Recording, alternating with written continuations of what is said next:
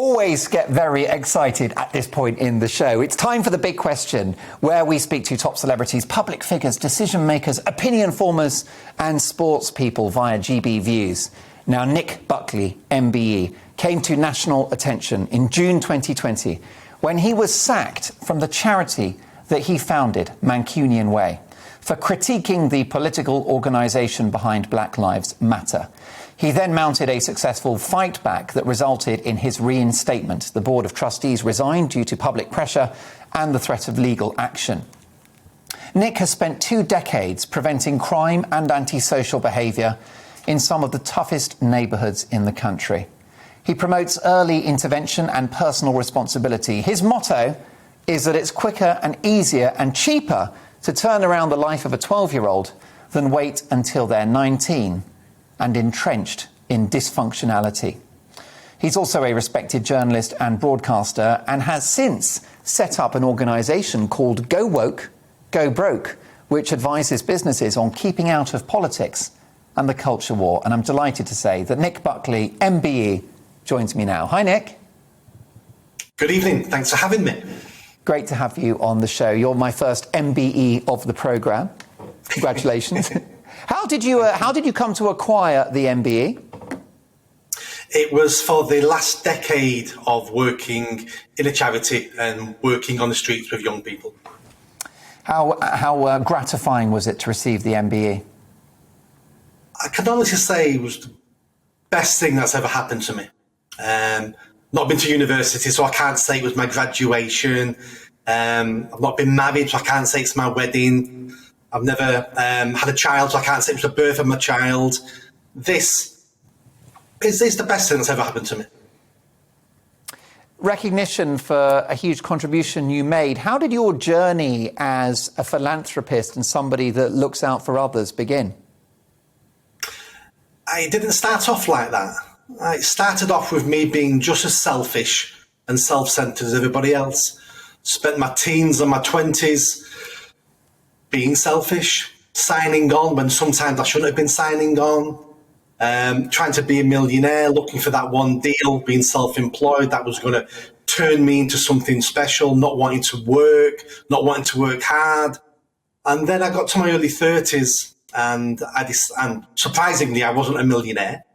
So I decided then I need to do something about the way my life's going. So I ended up with a job at Manchester Council in their crime and disorder team. And my job was speaking to young people before they were getting arrested. So the police had concerns over them, but they've not crossed the line yet. And my job was to speak to those young people and the parents and say, this isn't going to carry on, you know.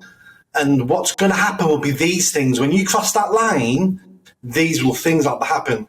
We may even evict you and your mum from your council house because of your behaviour. How are you going to get a job when you've got a criminal record? When you want to go to Disney World in Florida when you've got your own children, you're not going to get a visa because you'll have a cannabis record on your police record, and that's enough for them to decline you a visa. So you can't take your kids to Disney World. These are the real life consequences. And because I came from the same sort of streets, I didn't take nonsense. It was tough love. And it was very, very successful. Was it something, Nick, that started as just another job but became a calling and a vocation? Yeah, I took the job because that wasn't my first job. That was my second job in the council. I took that job because it was a lot more money. And again, I was still looking after myself. And I took that job because it paid more. But then that changed me. Working for the council changed me as well because there were people there whose only job was to improve other people's lives. They were being paid for it, but I'd never come across people like that before. The only people I knew were me, and I was just like that. But then when I was working with young people, I had a flair and I was good at it. And I could see I was changing people's lives and changing their futures. And in, again, a selfish sort of way, you get something out of that. And then the years went on and I changed. You know, I did become, you know, a caring person, always looking at the bigger picture. And then the council, then austerity hit. The council lost 50% of its funding and had to make big cuts. My job, my team's job went, no, they couldn't afford any more prevention work. Not their fault. They had big choices to make. So I took redundancy and decided I'm going to carry on this work. So I was a different person at that point then. And that's when you set up Mancunian Way? Yes. So I set up a charity to carry on working on the streets, in the tough areas, in evenings, at weekends. So when the kids are all socialising, hanging out, getting into trouble, getting involved in risky behaviour, and we need to take services to them.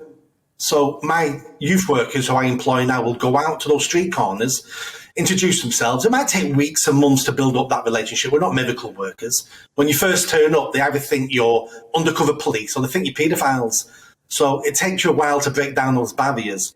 But then when you get to know these kids, you can start talking about, serious conversations about drugs, relationships, where do you want to go in life, and we can start giving them some advice and guidance. And the ones who really want help will say to you, I really want a job. Well, I can't get you a job on a Friday night in a park, but let's meet tomorrow in McDonald's. We'll do you a CV, and we've got lots of different companies working with us, and we'll get you a low-paid job, because it's going to be a low-paid job because you've got a criminal record, you've got no qualifications, you never worked. But take that job, work hard, and we'll help you get another job in 6 months' time, and then another job, and you can go up the ladder. And before you know it, you'll be earning a decent wage where you can have a family. You might be able to buy your own house.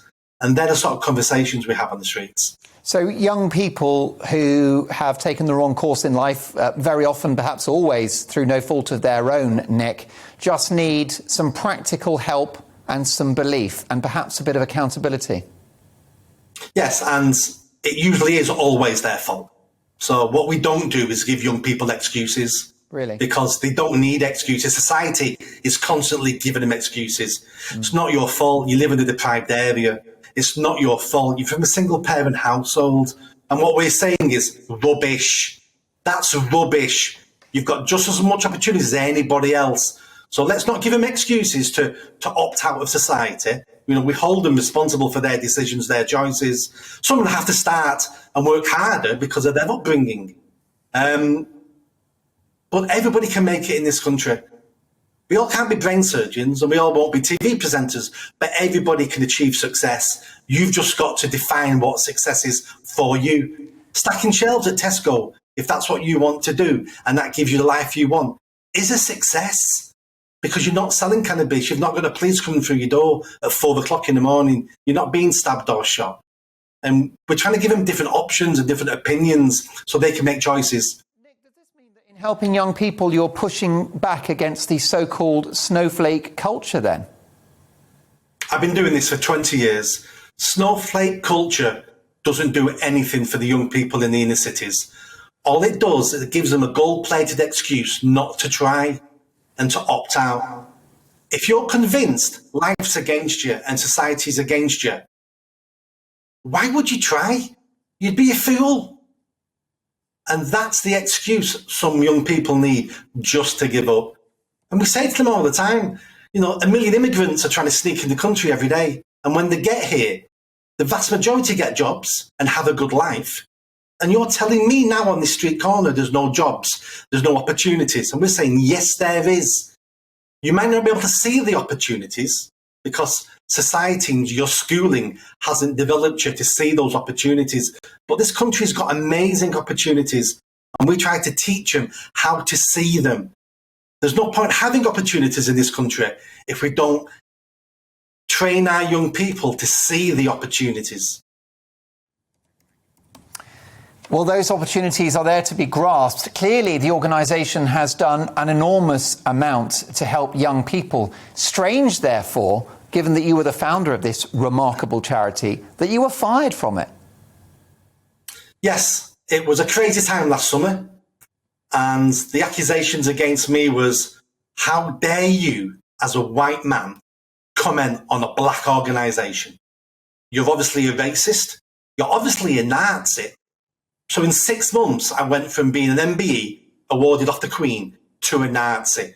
That's some fall in 6 months. You made comments about Black Lives Matter. So what did you say that was so controversial, Nick? It wasn't controversial. So there was a protest in London that turned violent. And that's when I decided I need to find out about this organisation, because I didn't know anything about them. So I Googled them, found their website and read what they wanted on their website. And then I wrote a 700-word blog on Black Lives Matter about what I discovered. I basically discovered that they're basically Marxists. They state they want to overthrow capitalism. They want to defund the police. They want to destabilise the nuclear family. And I wrote about how all these things will make society worse, and it'll make lives worse for black people in the UK. And I ended the article by saying, if we wanted to improve the lives of black people in the UK, these are some of the ideas I would tackle. I tackle knife crime.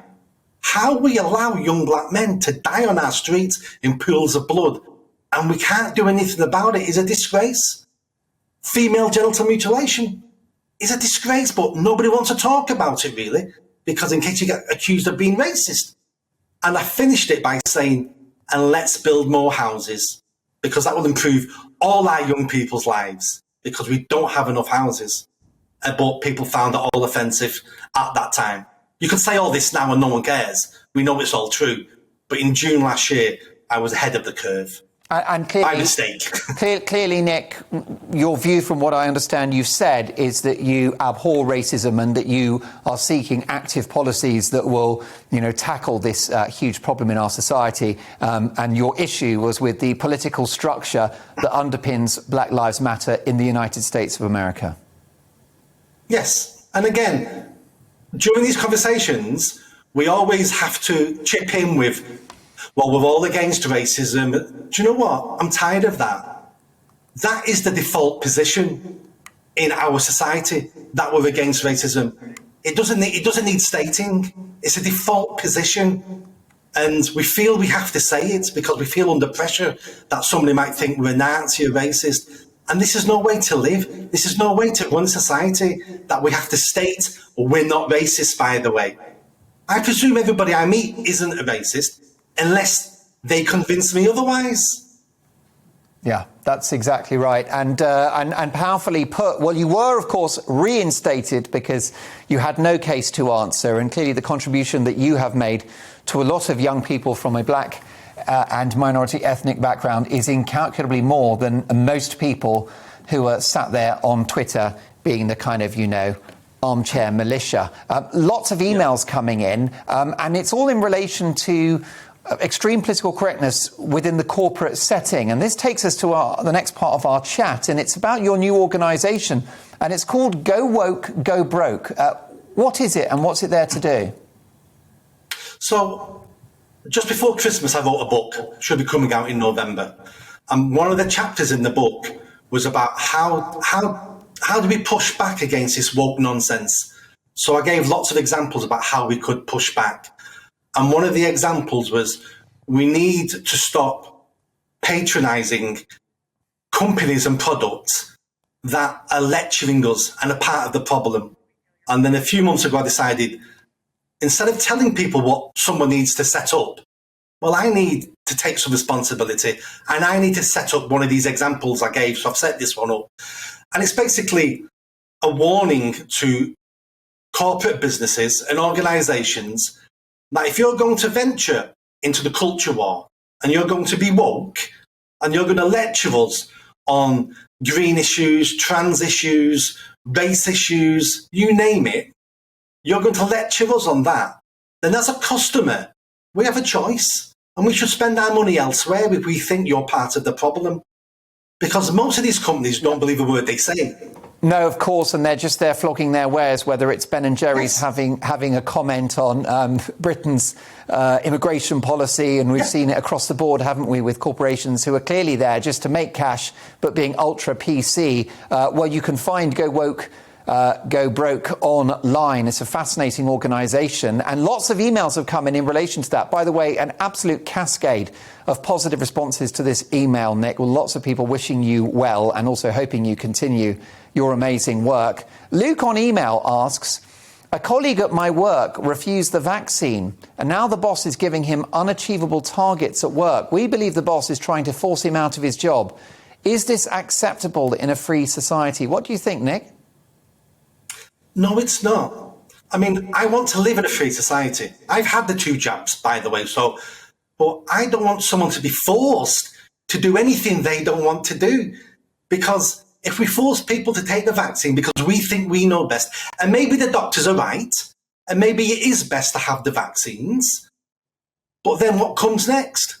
Oh, we'll start forcing people to do this. We'll start forcing people to do that. And if you don't do it, well, then you don't get access to the NHS. If you don't do it, you're not entitled to council houses. If you don't do these things, eventually we're going to lead you out into a dark field in the middle of the night, and we're going to put a bullet in your head.